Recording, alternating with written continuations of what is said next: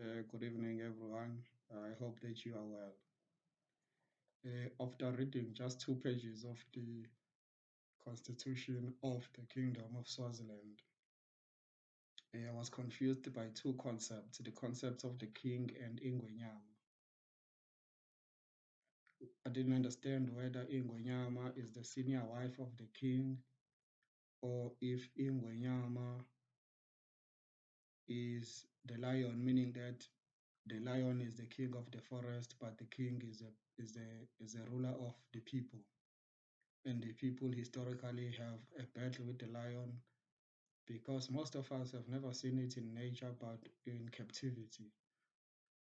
Captivity can be a zoo, can be a tamed lion which has grown up around human beings, and also the nature reserve.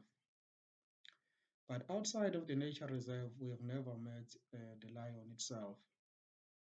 We see old artists trying to tell us that the lion sees you first because normally the lion is lying down.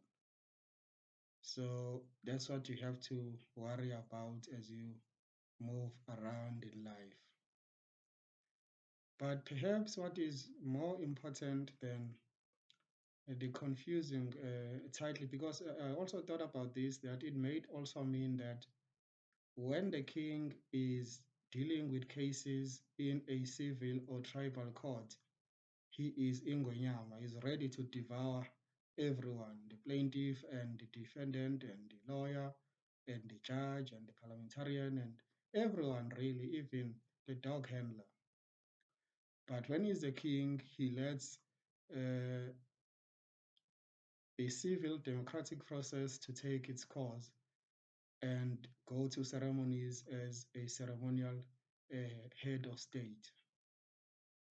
But of course, you can see this is a spear. I will tell you a very short story about the spear.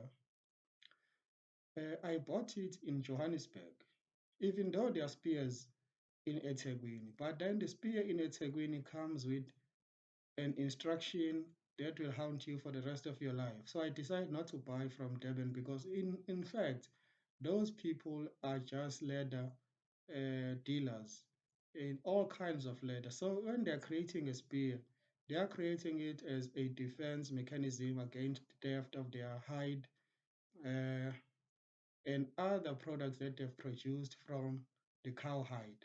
Of course, you have to ask yourself, was the cow healthy itself?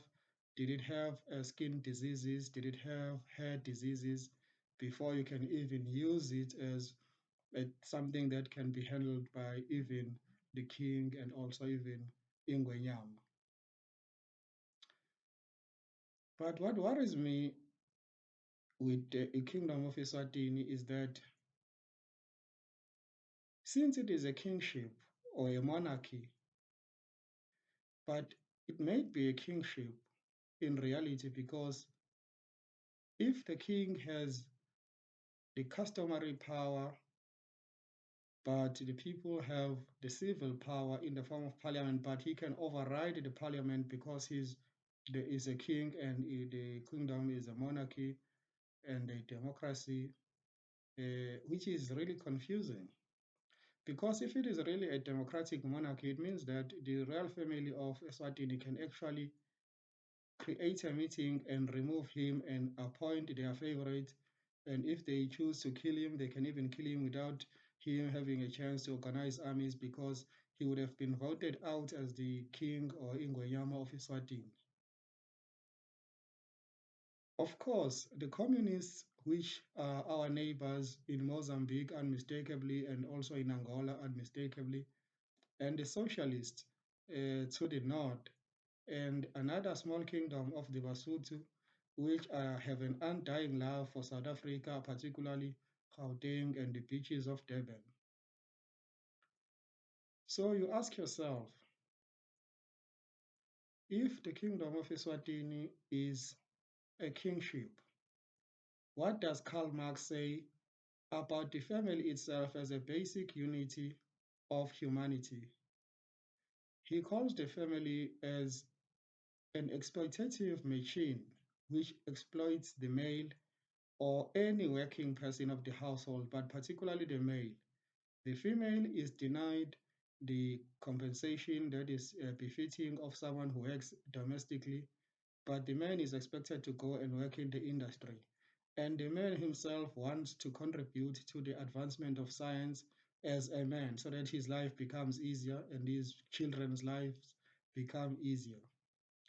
Had Karl Marx said in his Communist Manifesto, royals of the world unite, or kingships of the world unite, or monarchists of the world unite, it would have been easy for the Kingdom of Eswatini to avoid trouble such as the looting that happened in Swaziland first and then also in South Africa, particularly in KZN and Gauteng. Of course, it might have happened in a grand scale in other provinces which do not have a necessary infrastructure to report on what is happening there.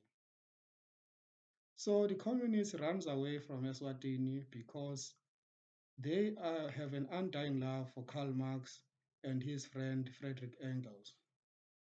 Frederick Engels is the acceptable boss, but of course, he is also a boss because he owns a factory. And in that factory, what are they producing? Is it run according to communist principles? If Karl Marx and Engels are the only ones who are writing at that time and who gain fame through their writing, or they are famous and then their writings become famous because they have money from the firm, then what about the workers themselves who work for Frederick Engels? Did they write any books about communism and its implementation when they're not also part of the industrial underclass which Karl Marx was trying to fight against and to create a common ownership of the means of production, which can be done in a number of ways. But I will not enumerate those ways. I just wanted to alert the Kingdom of Eswatini that if it has done something when it was a chairperson of SADC, it must be careful that those things are not reversed by the communist regimes. And the communist regimes themselves must be careful of the encroachment of the kingship into the personal lives of citizens, particularly in South Africa, since we have the Poppy Act, which prevents the government and individual people from interfering with our lives and from spying, but they do it anyway, because if someone steals your cell phone, which you have bought with 5,000 rands, it means that in Nigeria, you have actually bought even elections or a province.